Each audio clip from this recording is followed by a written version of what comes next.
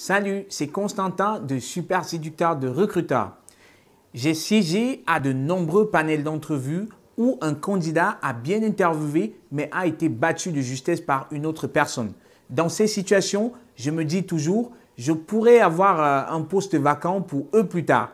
Malheureusement, lorsque je les appelle pour leur annoncer la mauvaise nouvelle, ils réagissent parfois de manière négative et peuvent même parfois être abusifs. Je me dis ensuite, je n'aurai pas de poste vacant pour eux à un stade ultérieur. Ce que j'essaye de dire ici, c'est que vous devriez toujours avoir un plan B et comprendre que si vous n'obtenez pas un emploi particulier la première fois, vous pourriez obtenir plus que ce que vous aviez négocié à une date ultérieure.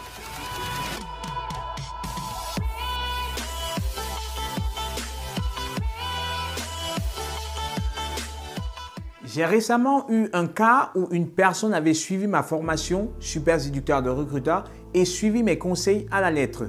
Malheureusement, elle n'a pas obtenu le poste la première fois, mais quelques mois plus tard, elle a reçu une lettre de l'entreprise lui offrant la possibilité de postuler à un autre poste plus élevé.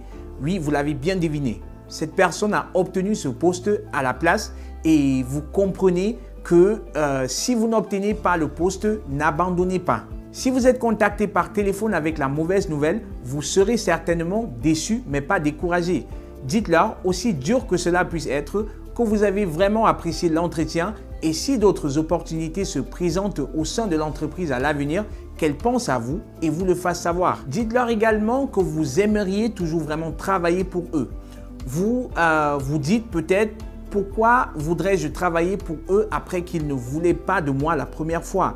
Mais je dis toujours que ce genre d'approche est contre-productif. Si quelqu'un vous appelle pour vous donner de mauvaises nouvelles, il s'attend généralement à ce que vous soyez déçu et parfois ennuyé. S'ils entendent que vous êtes positif et toujours optimiste dans votre réponse, ils se souviendront de vous. Terminez donc sur une note positive, mais passez immédiatement à autre chose car vous ne voulez pas faire de l'espoir votre stratégie. Les chances que l'on vous offre un autre poste sont plutôt très minimes.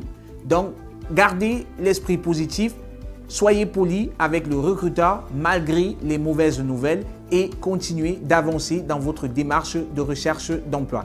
J'espère que vous avez aimé la vidéo. Si tel est le cas, partagez-la avec les personnes autour de vous. Parlez de Super Séducteur de Recruteur afin que autres personnes, autres candidats soient informés sur les meilleures stratégies du recrutement. C'était Constantin, portez-vous bien et à la prochaine vidéo.